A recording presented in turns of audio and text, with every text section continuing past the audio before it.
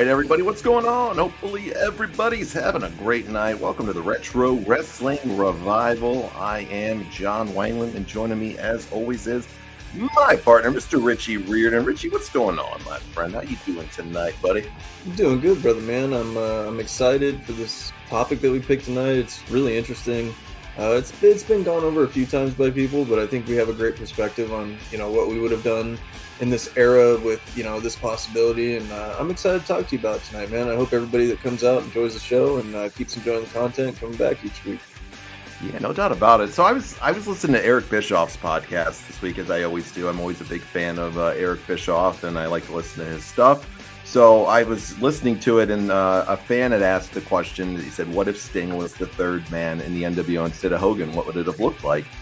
And he gave a kind of a brief response to it. He didn't really give a long-winded one or anything like that, and it kind of got my mind going. I was like, what if we talk about that on the show? We've talked about the NWO a million times. We always love to talk about old school wrestling and things like that. So I was like, this is a good topic for us to discuss tonight with a little Sting, with a little NWO, with a little Hogan. I know the NWO would have never been as good as it was without Hollywood Hulk Hogan, of course. I'm not saying that it would have been better without him, but it's just an interesting thought process to kind of go behind it and see maybe what they could have done if they would have gone this route, because there was really they really didn't know up until kind of the day of that Hogan was actually going to do it, because he was always adamant against being a heel. So that's why I kind of thought it'd be a fun topic for us to discuss. And, we're also going to discuss the Ric Flair incident that happened over the weekend. There's another incident with Mr. Ric Flair. So we're going to talk about that tonight, too. And then at the end of the show, we'll open it up to any discussion that anybody wants to have tonight. We're going to do a segment that we did last week, and it's going to be, what do you want to talk about? What are some things that are on your mind? We'll randomly discuss them. And it's going to be a great show. So what's been going on in your world, though, this week? You've been doing good? Oh, yeah, man. I've been swamped with all the side work, all the regular work, just making money and, taking care of business, brother. I hope it's the same way in your neck of the woods, too. Always. I'm out of town for the rest of the week tomorrow, so we got a marathon night tonight to get all of our radio shows in that we have to. So, it's we got a lot to do tonight. It's going to be fun, and I usually like to, space them out a little bit throughout the week, but tonight I kind of had to, crunch them in because it's a busy week. So, exactly. Busy's good though, man. I like busy because busy keeps us active, and what do they say? Out of trouble, right? Yeah, idle hands and things like that. It's it definitely keeps guys like us on the straight and narrow, and that's the way that I like it, man. So me too. That's the way that I like it. We get to go to a Yankee game tomorrow night for work too. I hate the Yankees though. Ugh. Yeah, me too. I'm not, I'm not going to pretend I'm like the biggest baseball fan in the world, but I'm proud of my Diamondbacks for last year's performance until they got to the World Series. But this year they're just not doing as well. Hey, you got to the World Series though, so that's all that counts, right? Right. That's all that counts right there. How many teams can actually say they've been to the World Series over the last decade or two? So, yep. I love baseball, but I'm a Mets fan, so unfortunately, I really never have anything to cheer about as a Mets fan. It's always we'll have one good season about every about 5 or 6, and then it's shitty the rest of the time for us. So, man, right, it's never an enjoyable thing to be a New York Mets fan usually, but we get to go to a Yankee game tomorrow. So, if you guys are checking this out, this is our radio show that we do on Saturday nights, but we live stream it on our Facebook and YouTube accounts every Tuesday night between 9 and 10 o'clock. And we try to make it interactive. So it's our one show that we do for the radio that airs on Saturday that is on our live stream. And then we do our Sunday night show, which does not air on our stream. Rand McPhail says Hogan started off as a heel till he was in the WWF. Then when the fans grew up, he becomes a heel again. Tell this kid is the same age when he was hero. Yeah, Hogan did start off as a great heel, and he was a great heel in Rocky 3 too, as Thunderlips. What's up, Jeremy? Male. What's up, Jeremy? Braves aren't doing too hot. Yeah, it's okay. Yeah. Baseball's a long season for all the baseball fans. Yeah, it is. But we're gonna have a good discussion on him. But first, I wanted to get to Ric Flair. Did you see this stuff about Ric Flair over the weekend? I did, man. I saw it. You had sent me the video and stuff like that, and it just seems like this guy can't stay out of these situations and these altercations. It looked like he was in the right this time, though. I mean, from what I read in the story, the manager kept going to the restroom. Ric Flair was trying to tip the waitress $1,000 and stuff like that. He was being the nature boy, and apparently the restaurant manager didn't like it too much. I think you're going to change your mind on that when you hear about some of the things that actually happened. Really? There was some more that came out about what actually happened. So apparently he got very drunk as Ric Oh Flair. no. Yeah, as Ric Flair. No, not Ric Flair. He Not Ric couldn't do Flair. He that. doesn't get No drunk way. ever, right? So that never happened. So he got really, really drunk. And he didn't like the fact that the restaurant manager had to use the bathroom for a period of time. He tried to go into the kitchen, and he was extremely intoxicated as well, that he was wooing in the face of actually a blind woman too. Oh my gosh. Do you change your mind on that? I retract my last statement. Yeah. You got to be careful when you make statements like I just did. You gotta wait until the full story comes out, because I just saw a part of it, and that's all I could comment on was what I saw. So yeah, just off what you saw. So apparently he was wooing in the face of a blind woman in there. Oh He boy. was going after the staff in the restaurant and was getting very handsy. He didn't put her in the figure four, did he? No, he didn't snap. He No, thank didn't God. put the figure four on. No, and no snap her, chops, no nothing like no that. chops or anything like that. He got a little bit almost physical with a couple of the staff members who had. Did he told do him, any naked helicopters? Like no naked helicopters, thank God. Man. There's no video footage of that. Thank God for that, because I don't think any of us. Was he wearing a Cody Rhodes shirt? He was wearing one hell of a jacket that you're going to see Okay. here in just a Okay. minute, because I'm going to Fair play enough. the actual video footage for everybody right here, for those who are on the live stream, so they can get an opportunity to check this one out, because, man, he was drunk as hell. And the end of this is really funny to me, because this guy that's over there who looks like the biggest dork in the world, I just got to throw that out there. This guy looks like this dorky old man that's just trying to have a couple of beers. And he literally like calls Rick out, and Rick just acts like he played the what'd you say type thing, when somebody calls you out. So let's see. Hey, Jude, how's it going tonight? Nice to see you again. Flair thinks that just because of who he is, he should get a free pass because he's the nature boy. No, he's a drunk who needs to understand he isn't in the 80s anymore.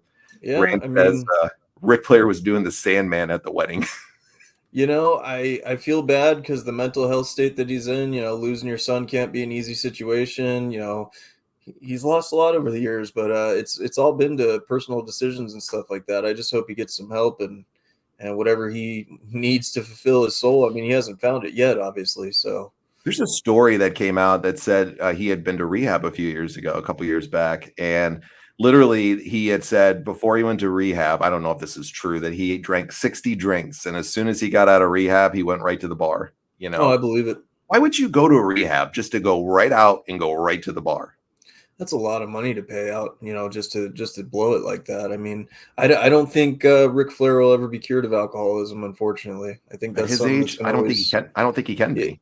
I mean, at this point, what difference does it make? Yeah. Well, here's the video footage. I'm going to pop this up. It's on YouTube if you guys want to check it out for yourself. We also have it on the Facebook page. Let's see. Jeremy says, very sad. Man cheated death at least 3 times, and he still can't be humbled and grow up. You ain't lying, man. That's the truth. It's like, how many opportunities are you going to get to fix yourself? So I'm going to put this up. Died in a freaking plane crash, and you still, I mean, broke his friggin' back in a plane crash, came back from that, had one of the most legendary wrestling careers of all time, only to continue to do this. So this is on YouTube. It's also on our Facebook page if you want to check it out. It's just a couple minutes long. So I'm going to play right here, and it's just titled Ric Flair Gets in a Fight at a Bar and Kicked Out. Here's the raw footage from somebody's camera. So I'm going to put this up right now. Spend money and put this place over and bring my family and friends here. That is bad for you. Why would it be bad for me? Well, watch social media tomorrow. I don't follow social media. Well, you better. Look at that fucking jacket. Nicholas what? Nicholas Dickhead. Nicholas Dickhead. What is he like in kindergarten here? You don't have to call me that. I think they paid for his rehab too, Jude. If you really need my family. I'm not familiar. I didn't do one thing wrong. I walked into the bathroom. And you caused my kitchen manager. No, you're a kid of high cost. A kid of high cost? What world do you live in? Oh my goodness, this is sad. How did that cost him? That's uncomfortable. It is. I never say a cuss word. Is that his word against yours? I didn't say one cuss word. He's so drunk. You just called him a dickhead. I know. He didn't cuss though. No, ma'am. I'm gonna give you $1,000. just to say to him, kiss my ass. What a Oh pathetic my thing goodness. is. I'm just going to throw that out there. How pathetic is that right there where you're going to say, I'm going to just pay you $1,000 to tell him to kiss my ass? You know? Come on. Grow up. Hey, at least you got a good tip, though. Yeah, this is the funny part with the tip. Listen to this girl if you can hear it. If you walk outside here, you don't have to be disrespectful to me. I know. You're disrespecting me. How am I disrespecting you? Telling me to leave. I'm not telling you to leave. I'm just telling you that you're cut off. Oh, I'm cut off and I'm not? Really? Yes, sir. You got to give this guy credit for maintaining his composure. No matter who it is. Ma'am, please give yourself $1,000 tip. And here's the waitress. I'll write it in. Split that shit up, guys. Come on. Yeah, absolutely. She and I are cool, and along comes dipshit. You don't have to call me like that. I said it. You call him a dipshit. Yep. I'll say it again. You're a dipshit. You're Egyptian. Yeah. That's what the thing just said. You're It's the transcription. I won't come back yet. Come outside here and talk to me like a man. Now he's threatening to fight him outside. Oh my Come goodness. He's going to be the nature boy here and start throwing some chops. on. He He's calls the him the pussy P boy. word. Yeah. Listen to this dork in the side. You want to talk me in the parking lot? I don't give a shit. Here's Rick. You What's gonna up? fight a freaking old man? Like, come on, bro. This is so uncomfortable. It really is sad, man. This is not necessary at all. Can you believe that he did this, bro? It's sad, dude. You know how many? This is Ric Flair, man, who many people Greatest think of all is- time, one of the greatest of all time. And this isn't his first incident, man. Like, let's be realistic. He had a few years back, they had an incident with him in a bar, and I think it was in Indiana. Ugh. And he had a same thing. They cut him off. He didn't like it and cut off. And then he pulled the I'm Ric Flair card with everybody. And, you know, it went from there. And he proceeded to tell him he was going to get them all fired and all that crap, you know. He's gonna end up passing away from this shit, and it's nothing to play with. He's already had medical scares and stuff like that. The guy needs help. I mean, he needs help bad. Just watching that makes me uncomfortable. And I'm an addict, man. I'm a former addict, and I know you are too. And it's just like when you see that kind of shit, it kind of makes you think like, did I act that way? Like I was thinking that actually today too. When you bring that up, I was thinking about there was times where I definitely wasn't the easiest person to be around. I've been sober for almost 10 years now, so. My only vice in life is a Coca-Cola, and I like to have my vape once in a while. But I was thinking about that. I was like, was I that awful too at certain points? Yeah. I don't ever remember being that way. I don't remember ever anybody telling me that I was like that. I can't imagine that. Like, and think this guy's 74 and continues to do this, and that's the sad thing about it. Like. He's in so many people's books, the greatest wrestler of all time. I'm not saying he is for me, but for many people he is. I respect his accomplishments in the ring. I mean, he's a absolutely player. I mean, it kind of brings attention to the fact that he's not with the WWE anymore, and you wonder why. You wonder why Triple H stopped contacting him. You wonder why Shawn Michaels has stopped contacting him. It's probably because he's back on the sauce, and they probably don't want to go through that again. And maybe they're saying their goodbyes and loving him from a distance. I don't know, but. Ric Flair doesn't have that much time left. Let's be honest. He's a very, elderly man. He just had his, last match, hopefully for good this time. And, it's a shame, man. Did you see what he said about his last match this last week? He was on a podcast. Didn't you see what he had said? So he said that he had a heart attack in the match. He had a heart attack in the middle of the match, and he just brought these details out all this time after. But he said he had a heart attack in the middle of the match. Currently. Yeah, sure. Right. I mean, okay. Even Connie, everybody who didn't want you to do it anyways, Yeah. Even Conrad has not been, rallying behind him like he normally does. Somebody had asked him on social media. I saw with Conrad, they said, what's the chance of you starting up the podcast again with Ric Flair? He says, it'll never happen again, ever. He's like, never happening. My thing, I don't think it was the best course of action and I'm not saying I'm not a supporter of medical marijuana or anything like that, but I don't think it was the best course of action to push Ric Flair into, the medical marijuana industry and start with more substances. And then, you're having him in rap videos with Rolexes and chains Ric and all Flair this shit. drip. Yeah, I mean, what did you expect to happen? You just threw his demons back at him, you know?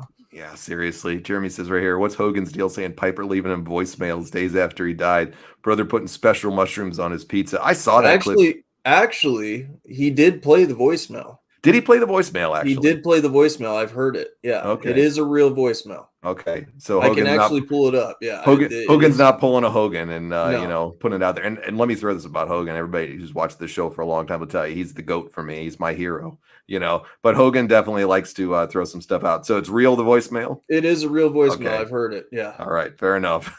Daniel says Flair has to have a heart to have one, but he drank a little Gatorade after, and then I'm sure a bunch of alcohol. Yeah, see, pretty You much. ain't lying about that. He looked like he wasn't able to even stand upright. I heard rumors after his last match that he was so fucking drunk after the last match and so fucked up that he shit himself afterwards. Oh, I'm sure.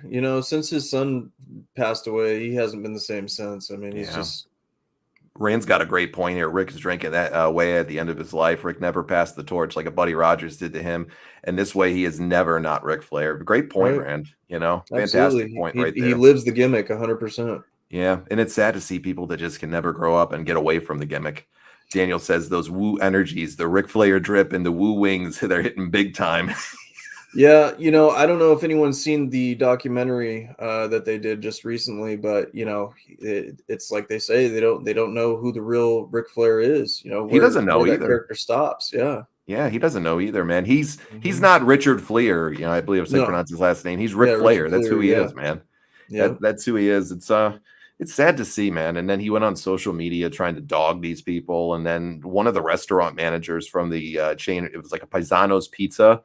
Pisano's, yeah. Yeah, but I've never heard of him. Have you ever had it before? Nope, never heard of it. Yeah, I never heard of it. I guess it's a chain or a really good pizza joint or something like that. I don't know exactly, but it's they went on there and kind of clarified it from their end too, and said he was belligerent, he was drunk, and he wouldn't stop being a certain way at that. If you need clarification, I mean, I needed clarification because I saw a little bit of what I saw, and then I read the article. And it seemed like people were coming to his defense, but now you see the whole picture of it. It's pretty. When the video leaked, people changed their perspective because the original post that he put up, people were kind of backing Ric Flair, and then when it came out today, everybody turned on him. That's how fickle. To quote Daniel Bryan, fickle. That's how fickle people can be. They switched on him as soon as the information came out. Great point here by Jude as well. He says, I don't think it's a gimmick to Flair at all. It's not. It's not. It's who he is. It's who he is. It's who he is. He said, and Daniel says the same. He said Richard Fleer doesn't make him money. Yep.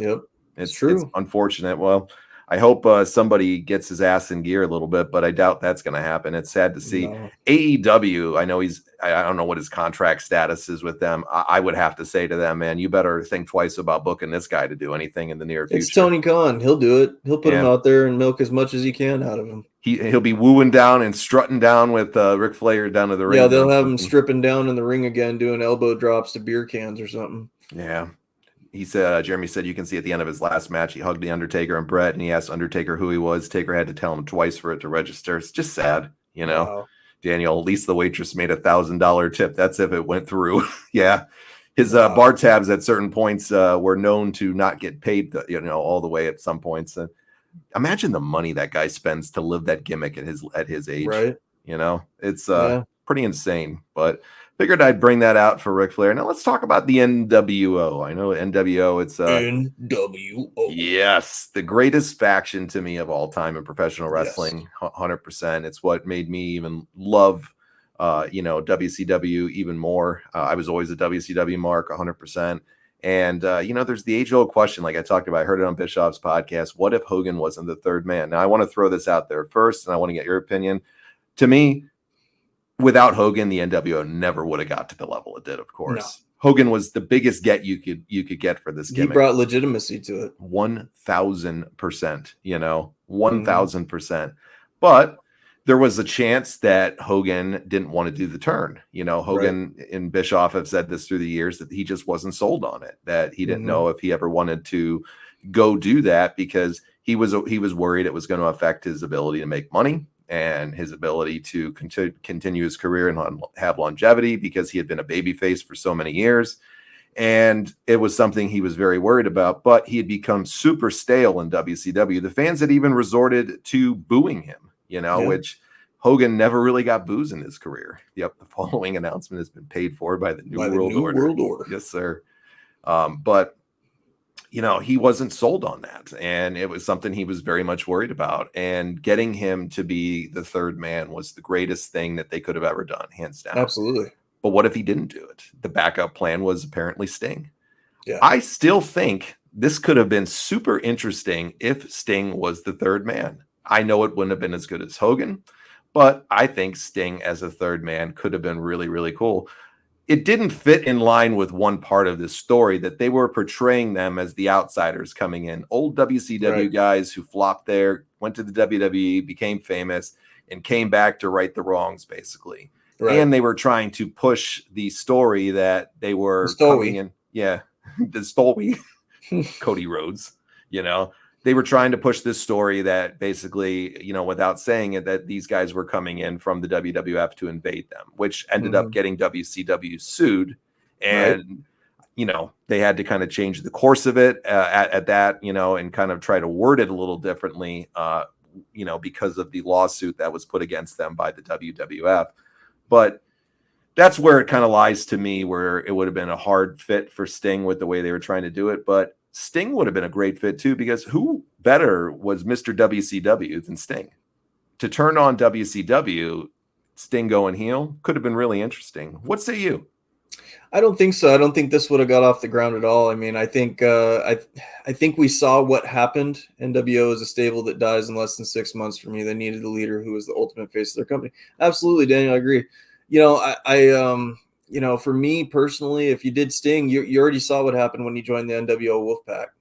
It fizzled out because, let's be honest, man, Sting's not the strongest promo guy. Everybody loves to see the character, the paint, the mystique. You would have never got Silent Sting. You wouldn't have got the Crow look. You wouldn't have got anything. I mean, how would they have made him look? They only did that because of the Crow gimmick. That's because of Scott Hall. That. Yeah, because of Scott Hall. They would have never thought of that. So would he have been Surfer Sting in black and white? Like, what would we have got? I just I don't think Sting would have they wouldn't have been able to capitalize like they did with a Hulk Hogan. Hulk Hogan could do promos for days, man. So there's nobody that keep up with the Hulkster as far as promos are concerned. Yeah, Jude says you couldn't have a WCW guy as a third guy and get any type of payoff for the angle. You need to realize that without Hogan and the NWO, you don't get the Crow Sting. 1,000%. Right. I agree with you, Jude. 100%. On that. And I'm not saying once again that they should have taken Hogan out of it. Never 100%. Randy Savage could have. I was just about to say that, Rand. I was just about to say that would be the only thing that would come even in the ballpark of the impact that Hogan made, because Randy Savage had the personality. Yeah. You know why I think it would have been hard for anybody but Hogan too was Hogan had that mystique about him and that aura, and Sting would have been a great one to fit as a number 3 or a Randy Savage, but they weren't the megastar that Hulk Hogan was. Exactly. What would I have done though with Sting? When I look back at it, I would have had Sting not come out as the Crow Sting, of course, because that's that vigilante type character. You make Sting just the complete badass, the guy that trashes the crowd, the guy that's, buries. But could he do that? Could he pull that off, bro? I think he could have. We saw him in the Main Event Mafia and TNA. He couldn't pull that off. It was corny. It was cheesy. I think he could have, bro. We never got to see it. He was a different guy in '96 than he was later on too. He was still he was still on the dark side a little bit, in his own personal life. So that's why I think it would have been a little bit maybe something that he could have done. And think of all the kids that were upset when Hogan did it. The little stingers too, man, as kids. That would have got nuclear heat in regards, because he was Mr. WCW. All the kids painted their faces the Stinger. They loved this guy in WCW. But Hogan, of course, brings the big name and the big marquee to it. Now, what could they have done with the biggest name? Oh, 1,000%. What could they have done with Hogan? We'll get to that in a second. I'm just going to read a couple of comments here. Jeremy says, as an 11-year-old, I thought Vince would have been loyal to Bret and expected the third man to be HBK. Interesting. Oh, boy. Could you imagine that? HBK being... You got Scott Hall, Kevin Nash, and Shawn Michaels over there. Whew. They would have tore that house down, bro. That would have been a great thing. I don't think the WCW could have withstood those three personalities at that juncture in their career, but it would have made for some really interesting television for sure. For sure. We would have never got fake Sting that makes him grow crow Sting into the rafters. Yeah, we wouldn't have jumping Jeff Farmer. Yep. Hogan needed the NWO just as much as they needed him. The NWO would have tried to take out Hogan and become the next Dungeon of Doom. Yeah. Well, that's what Hogan was doing before that. He was, he was fighting the Dungeon of Doom and stuff like that, and it was all corny shit. Hogan had to make this turn. He had to. It was the best move in the world for his career, 1,000%. It was the best move in the world for his career because he was very stale and he was very flat. You think he's making money off the red and yellow Hulk Hogan? He makes more money off the NWO stuff that they're drawing from the NWO merchandise to this day. Yeah, we were talking about that last night, actually. Yeah, oh my God. When we were discussing the topics for the show for this week, we were talking about that, and I was telling you, Scott Hall had openly said, even up until his death, and so is Kevin Nash, and Hogan never talks his money or anything like that, but he's getting the same.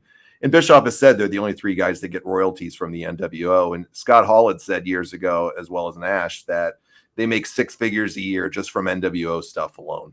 That's insane. Still to this day, it's still like in the top merch sellers. You still You're in a different generation of kids that weren't even alive during that. But you still see NWO shirts around, which is insane. It is insane. It's pretty crazy. Jude says, you talk about Sting would have been a great swerve as a bad guy. That's exactly what they did with Hogan joining the NWO, but you got more with Hogan than you would with Sting because of the added WWF. Exactly. Yeah, 100%. Exactly. That's 1,000,000% right. And they had lightning strike all in the perfect places. Sting ended up becoming a legendary icon, even more so than he was already.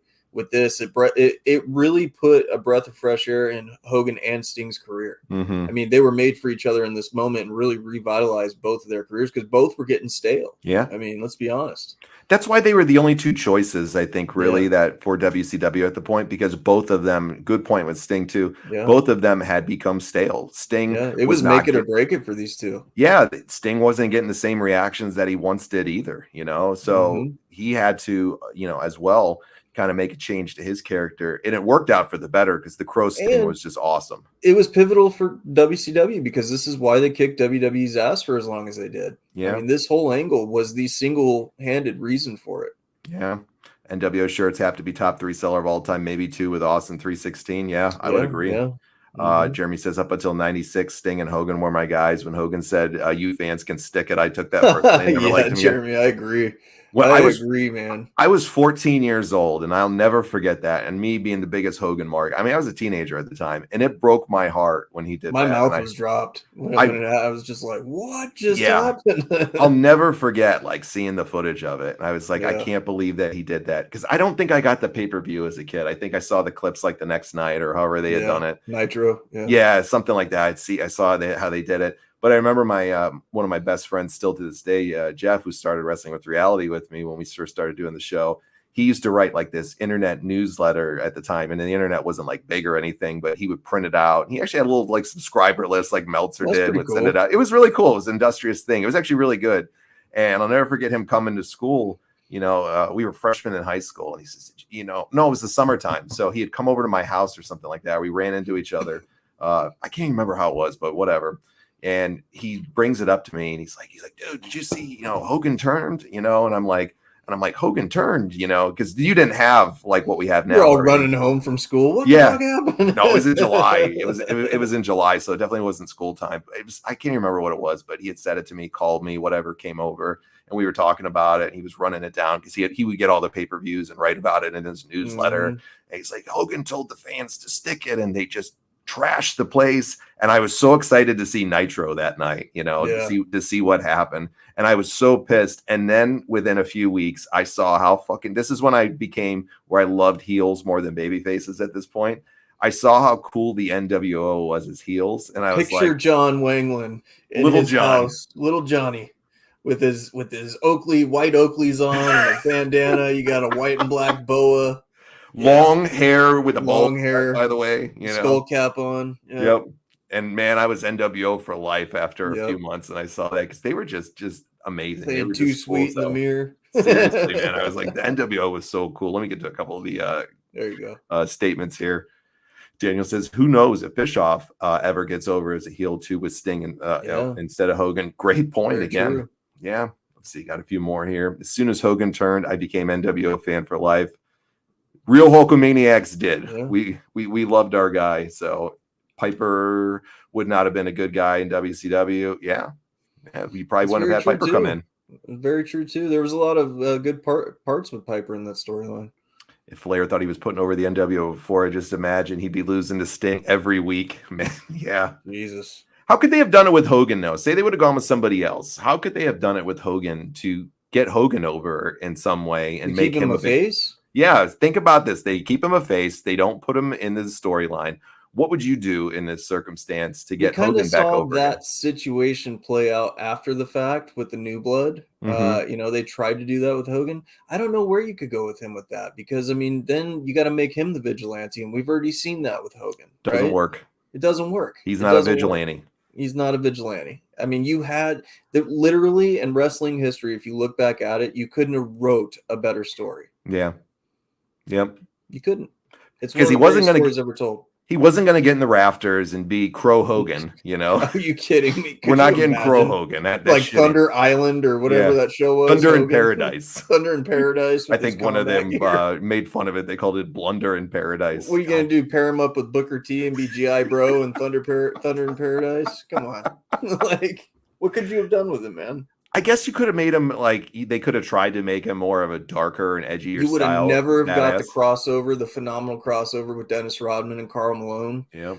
I mean, there's so much you would have missed out on. Look what else. I mean, here's Jeremy, and everybody's giving some good points here. He said if the Dude. NWO don't get over with Hogan, then WWE would have not have needed to create Austin Jeremy, that's a 316 good or point. DX. Yeah, That's a very good point. sure is. Hogan be collecting his money, but he was beyond stale as the face. Plus, we've seen them try Exactly. NWOs without Hogan, and it always failed. It always fails. Yep. Crow was meant for me, brother. Stinger stole my gimmick, dude.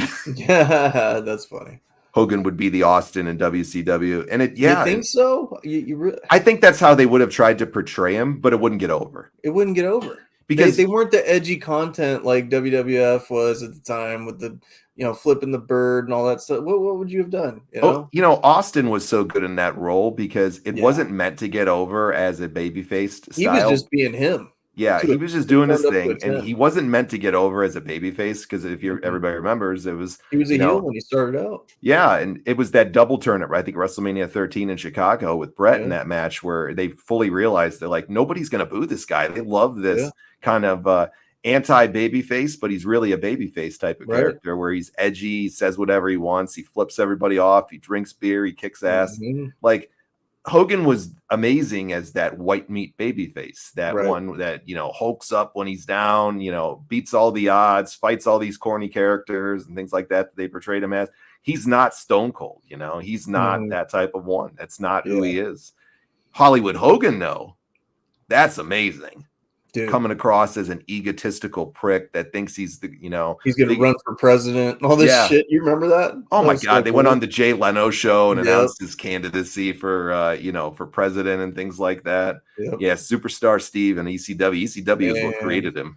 Yeah. That's that ain't no lie right there. That's what brought him to the next level. Paul right Heyman there. Was definitely responsible for that.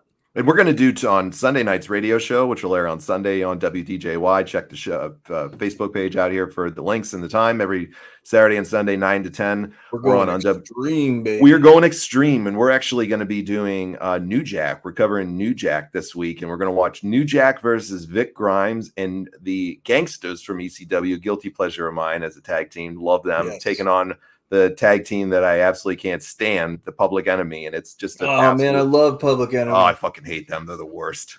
Those Come two, on, man. Well, wait till you see this match though, because you maybe have seen it or not. I don't know, but we're gonna go extreme tomorrow night. But let's get back to this topic right here. Daniel, you ain't lying, man. I think Steve Austin was about to leave after that shit. Yeah, that was bad.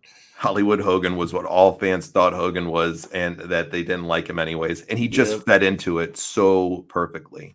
I wanted to recreate history instead of Goldberg taking on the NWO. Imagine if Kurt Angle signed with WCW, the wrestling machine. Man. Yeah. I could have done, if there was one person in history I probably could have done without, Goldberg's one of them. I probably could have done without that whole run and been okay. Yeah. I think that hurt WCW in a lot of ways.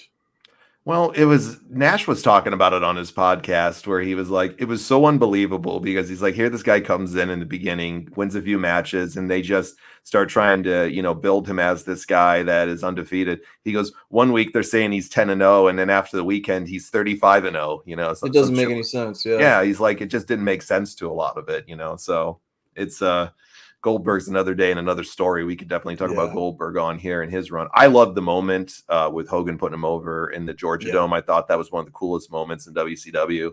Missed opportunity. I thought they should have put it on pay-per-view, but yeah, absolutely. A lot of people did. I actually agree with the way that they did it, to be honest with you. I kind of liked it because imagine that, selling out 40 some odd thousand people in the Georgia Dome on a Monday Nitro with like 5 days that they had to promote it.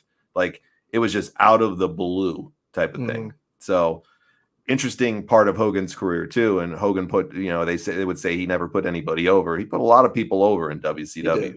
He put a lot of people over. But I think the general consensus is, while Sting would have been fun, and could have fulfilled that role as a third man, we're going to go back to what we said right from the beginning. There's no way it would have got over to the level that it did. What would they have done with all these guys? No way. Yeah, it just wouldn't have been as cool. Now, Macho Man could have been a fun one though too, as I think it was. Macho would have been the only one that would have came close, but I don't even think he could have carried it like that because, as much as Macho Man was great on the microphone and stuff like that, when he was in the NWO, he always was riding backseat to Hogan, man. Yeah. I mean, he just was. He rode backseat to him his whole career, unfortunately. He got lost in the shuffle. I mean, the only memorable thing that we got out of Macho Man in the NWO was the feud with DDP. Yeah. Yeah. I mean, tell me what else you have from Macho Man during that time. It was just the NWO storyline and the DDP stuff, because I mean he had a great run in WCW, don't get me wrong. Absolutely. He added tons of value, but it's unfortunate because if Hogan wasn't around, Macho probably would have been the biggest baby face of that era. He would have. Yep. And now Macho did amazing in his career, of course, but he was always number 2. Daniel said it right here, and I'm going to get to the rest of you guys' stuff here in just a second as well. Macho could have pulled it off to a smaller extent, but he was always number 2 to Hogan. Absolutely. And I mean, and there's no shame in that. There's no shame in that. Wolfpack Part 2 with Randy Savage. I hated the Wolfpack. Did you like them? I loved Sting's look. They got off to a great start. I never understood why they did the finger poke of doom. I think that ruined it. I thought it was really badass the night that they all came out in FUBU jerseys and put the masks on where they got maced and stuff like that.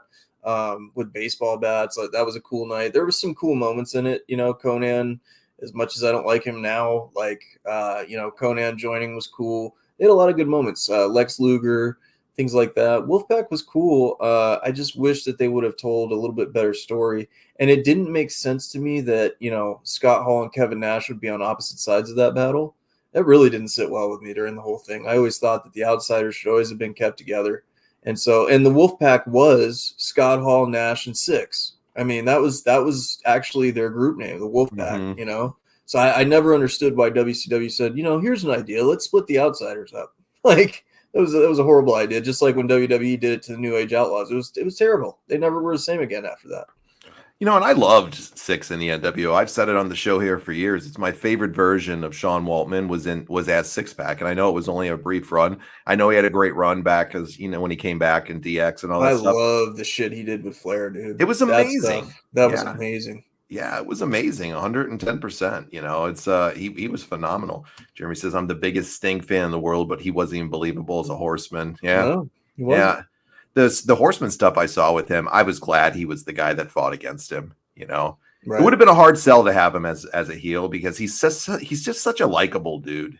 Right, Daniel, I agree with that. Yeah, some of it was good. Like, there was good moments that they really were starting to tell a good story, but then it just dropped off quick. I mean, Hall and Nash were split up, and then they split up Hogan and Macho. Should have been Nash and Hall in the Wolfpack trying to be cool, the cool thing, and end the old era. I never understood why they tried to split those two up. Those two were I never understood it either. It made no sense. Like when he hit him with the cattle prod or whatever, or was that Goldberg he hit with the cattle prod? He hit Goldberg with the cattle prod. Yeah, he did something to Nash, and cost him, Well, the thing of it was too, like, honestly, when you did the finger poke of doom, that was being built up as a huge match between Hogan and Nash. Finally, they had been feuding back and forth during the black and white days of the NWO, and they always had that power struggle. And he would always say, "You're looking me in my eyes, big man, and I could tell you're pissed off," And like we finally were going to get the match, and then they insult our intelligence with the finger poke of doom. It was terrible.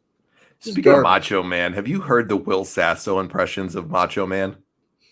Out there in the Baja. Oh, he does the best. He does the best impressions anyways. He was just on Insight with Chris Van Fleet, and he did the funniest Macho Man segments. I would tell anybody, close your eyes when you're listening to Will Sasso and just imagine that it's not Will Sasso and you're just listening to whoever he's portraying. Be a man, Hogan. Be a man. He does the best skits ever on it. Yeah. And he does this Macho Man skit on Insight with Chris Van Fleet from a couple weeks ago. That is one of the most hilarious things I have heard in ages. He is so talented and so good. And then he does a Jake Roberts impersonation too of one of his promos. It's so fucking good. Yeah. I hated the Hall drinking thing, Randy. Oh, that was so bad. They should have never have done that. I hated it. I really didn't like that part of it. It was uncomfortable. You don't want to see, like we did with Flair in the beginning when you see that stuff. You don't want to see people's demons get the best of them. If you enjoy that, then then you enjoy it, I guess. I don't enjoy seeing those things for the most part. It's not sad a joke. And pathetic. It's life and death for people. It is, and for Hall's case, that was his demon forever with alcohol and drugs, so I don't know. It was a tough one. Well, let's open it up here for the end of the show like we do every Tuesday now. And it's, what do you want to talk about? Throw some topics out there, some general points of discussion. We might not be able to get to them all, but what's on your mind tonight? Yeah. What do you want to talk about? Retro Wrestling Revival fans out there. So I'll throw it to you first, Richie. What's on your mind on one thing before we get to some of the comments here when they come out?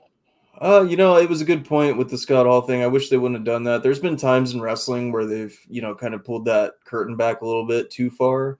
Like they did it with Jeff Hardy. And that was one time that I was actually pissed off at modern WWE. They just did it recently with Jeff Hardy and stuff. So, I just think that's a classless, it's just garbage. And I don't think they should do that. Yeah.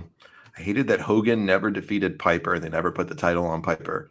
Would you have wanted to see Piper as a champion? Absolutely. One of the biggest missed opportunities in wrestling history is Piper not getting the title. Everybody always says Piper didn't need the belt. No, Piper didn't need the belt, but Piper was in it for the belt. And I'm sure he would have been honored to have carried the banner. At least give it to him for a month, 2 months. But you got to have – how do you have, Mark Henry as a champion, but you don't have Roddy fucking Piper as a champion? Yeah.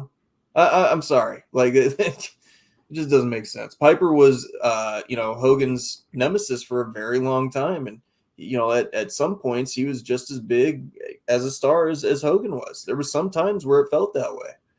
I felt it was a big miss because they had matches with them in WCW, many of them. I think there was like 3 pay-per-views. When they did the screw job where he did the sleeper, that should have been the title win. Yeah. And for whatever reason, they never put the title on Piper in that stuff. Yeah. It should have never been non-title stuff. It should have been Piper getting his crack at the belt, even if he was an interim champ, even if he was an interim. Great question from Jude. He said, what do you think of the potential members of the Wyatt Six? Did you see these people that we were talking about this a few weeks ago? Did you see who they were talking about are going to be the members of it? Rowan, Alexa Bliss, and Braun Strowman? No? Nope. They're talking about Rowan, Joe Gacy from NXT, Nikki Cross, who we talked about last week here. I think Nikki Cross, really? Yeah. I think Jude actually was the one that mentioned it. Somebody had mentioned it last week about Nikki Cross. It was Jude or Jeremy. I can't remember exactly which one it was. And then Dexter Loomis, who I brought up a few weeks back when we taped that episode. Dexter Loomis. And I forget who this 6 and Bo. I think that's all 6 of them right there. If I'm missing one, I'm wrong. Yeah, Jude was the one last week that did it. I like that fucking pairing, man, of it. Dexter Loomis is fantastic to me, and I want to see him as this crazy stalker type that's just choking everybody out that he was doing. This is a great way to bring back the best gimmick of Nikki Cross with that kind of crazy nutty one joining the nutty faction.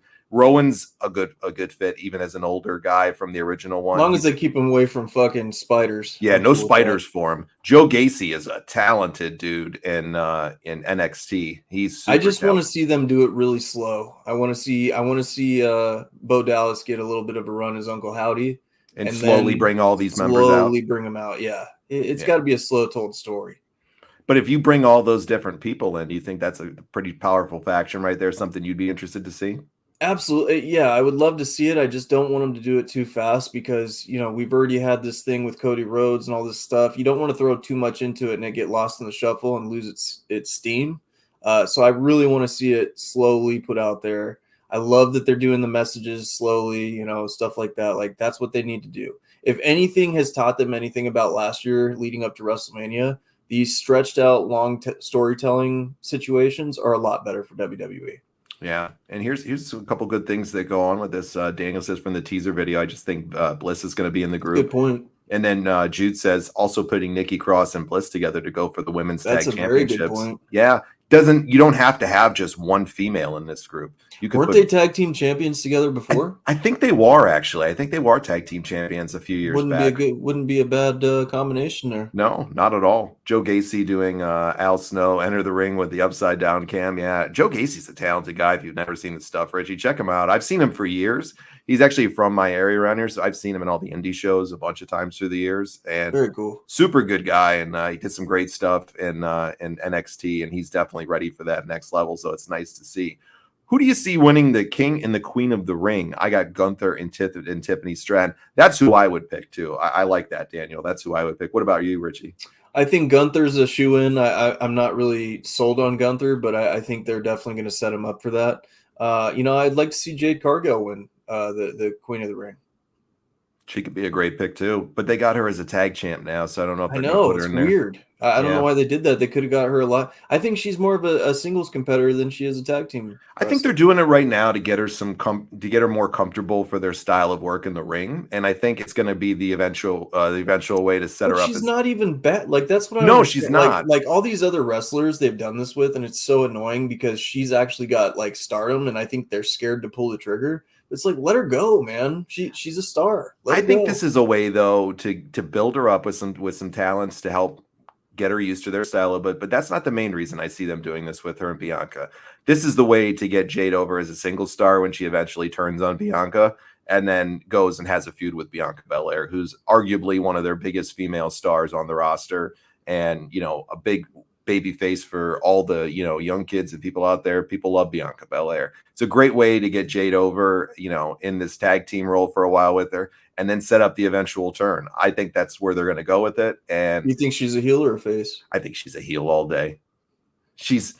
Looks like $1 million. She's a star when she comes out. Every bit of Jade Cargill screams star to me since the first time I saw her in AEW. Yeah. She isn't that bad in the ring at all from what I've seen. They're teaching her the way. I don't understand. She's putting in the work week in and week out in NXT on the main roster. She's getting paired with some of the best female workers in the WWE now to learn from. She gets to learn from the likes of Triple H and Shawn Michaels and all the other great trainers and agents down there. This is a win-win for her, but she is a freaking heel all day. Star. And she's a star, man. This is this is somebody that I just love seeing the trajectory that's going to be this girl's career because she's a star. She really is. Alexa Bliss and Nikki Cross, superhero time. Yeah, they did pair up, as somebody had mentioned up here during the Superhero Cross Days. Rand said. Jeremy says, I'm stoked for the Bloodline Civil War war games. The Usos versus the Gorillas of Destiny is going to be amazing. You ain't lying about that, man. Yes. That's going to be a hell of a story to tell. Yes. When does Roman come back in the picture? They're waiting a while on this one.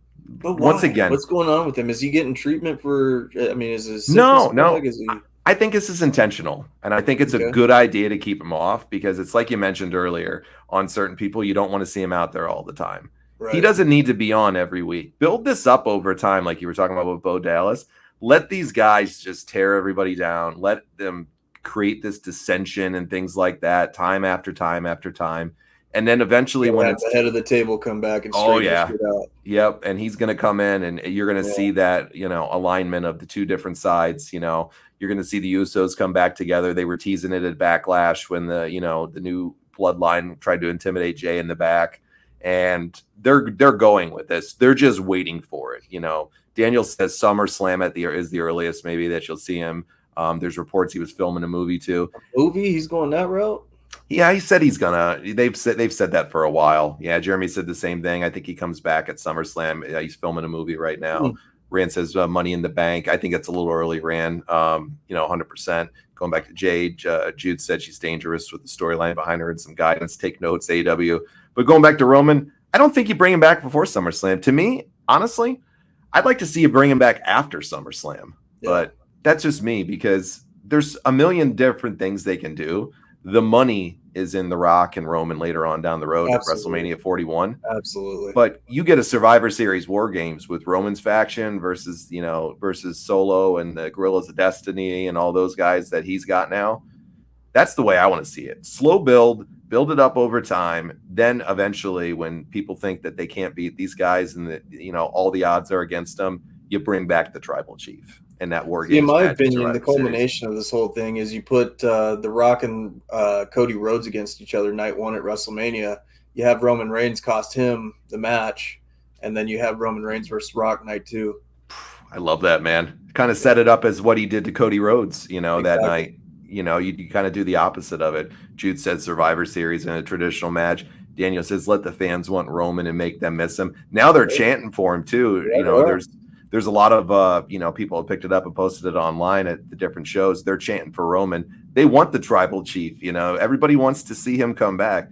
Don't give us all the immediate gratification. We want to acknowledge our Tribal Chief when the time is right. Absolutely. And like Daniel said, let the fans want him and miss him. Yeah. Because when he comes back, it's going to be amazing. Off the charts. It's going to be off the charts. You know what I even like too? And maybe it sounds stupid to some, but I'd like to see the Guerrillas of Destiny, Solo, maybe get Jacob Fatu in there. Maybe they bring in Haku's other son. I don't know how they're going to do it, but I want to see Roman. I want to see the Usos, and I want to see them put a couple other people in there. Jeremy mentioned the other day to me, Sami Zayn would be a great fit to help Roman and the Usos like the original Bloodline. Well, I'd also like to see Cody Rhodes maybe join up and help him out a little bit too. Yeah. I think that could be really cool. Could be a good story to tell. I just don't want to see Sami Zayn back involved in it. He was good though when he was. It would be hilarious if they did R-Truth. Dude, R-Truth in there. Yes, he has no business in there from the storyline perspective of it. But R-Truth come out and say, "Acknowledge me, and I'm your new Tribal Chief." Dude, it'd be fucking money. Or if you're going to leave Cody out of it, you could bring in you have him come out with the chili pepper. Fucking, dude, how funny would that be? Where's little Jimmy at? Little Jimmy at. Or you could even bring Kevin Owens in there, too, who's been feuding with Roman off and on through the years with Sami to help him out. It could be fun, too. There's a lot of things they can do. Let's see, a couple more here. Jude says, bring Roman back too soon. They're going to shit all over Cody. They're already shitting over him. Yeah, I was going to say, I called this right when he won the title. They're going to shit on him quick, and they already have. Going to a super show on Saturday. Who should I heckle? Also, I'm getting a Hey Bailey chant started. Who should you heckle? Who's going to be at it? That's the question. Who's going to be at it? And then we can tell you who. Heckle The Miz, man. The Miz deserves it. The Miz is awesome. Literally, and come on, he's amazing. No, I love The Miz. Just going to throw that. I know you hate him. I love him though. He is awesome to me. R-Truth would just show up and think it's WrestleMania. It would be so funny. The best when he was in this, I think it was in the Royal Rumble this year, when he brings the ladder out and tries to climb the ladder to go for the belt. Yeah. Oh my God. That guy is so great. We got time for one more for anybody out there. Whatever you want to talk about here. Give us one more. Maybe we can get two in, but at least one more we can get. I'm not talking bad about Gunther. I know that. Yeah, he'll slap the shit out of you with one of those lunch boxes that he calls fists, Jeremy. I'm good on that. Yeah, I'm not fucking with Gunther, man. No thanks on that. I have no urge. It's interesting. His title reign was 666 days. I was like, what the fuck? I know. I would have just misadvertised it and said 667 or 665. You didn't need that day to do the 666. To me, it just didn't need. Yeah, it didn't need to happen. I'll say this too. Backlash was really good this weekend. Backlash was good. That fucking card, man, was phenomenal, and that crowd was hot. They were. All right. Last question of the night. Best intro music not called Real American. You go first. Best intro music. Not Real American. I'm going to tell you my favorite of all time was probably Stone Cold's Disturbed thing. Mm-hmm. Man, I'll tell you what, when he first came back after getting hit by that car with that song, good Lord. Like, you want to go look at some big pops back in the day, like listen to that Glass Shatter and that guitar riff. Holy shit, man! I could probably kick a Ninja Turtle's ass to that song. Crowd was all-time great. The show was pretty good. Yeah, it was the crowd. That crowd deserves a WrestleMania in the near future. They're definitely going over to overseas to do one. All right, my favorite one that I'm going to say, other than Real American, would be another Hogan version, and it would be Voodoo Child. Yeah, Voodoo Child. I would play it right on the show if it wouldn't get taken down and I wouldn't get flagged for copyright. That would be my intro for the show if we wouldn't get flagged for copyright. Would be a riff. I'll say this: my favorite WCW one is what we open up with. It's Vampiro's song. It's a great one. It's a great one. Get you going. There's something about Voodoo Child with him that when he came out with that, it was such a smart move on WCW's part to buy the rights to that. Oh, and absolutely. It just fit his character. So playing the guitar on the belt. Yeah. Just I would 100% be throwing that show if I wouldn't get taken down for copyright. So Jude says Triple H theme before King of Kings. Oh, that was a good one. Yeah. That was a good one. Oh, I love this one from Daniel. Rob Conway, just look at me. It needs its own wing in the Hall of Fame. The Con Man. Dude, Zack Ryder. Woo, woo, woo. Woo. You know it. Mm-hmm. The old radio song. Sonny them. No Sonny ran. We're keeping Sonny away from everything here. Woo! Yeah, especially in a car. Oops, sorry. Boy, Jim Johnson, too, when you talk about great, entrances in WWF, how many amazing ones did he create? Oh, man, so many. I always loved the old theme song, the original. Yeah. The Undertaker, 100%. DX. I mean, Ultimate Warrior's amazing one that he had. What song didn't pump you up as much, or would pump you up as much as the Ultimate Warriors when he came out? Man, that was a good one. Dun dun dun dun dun dun dun. Dude. Yeah.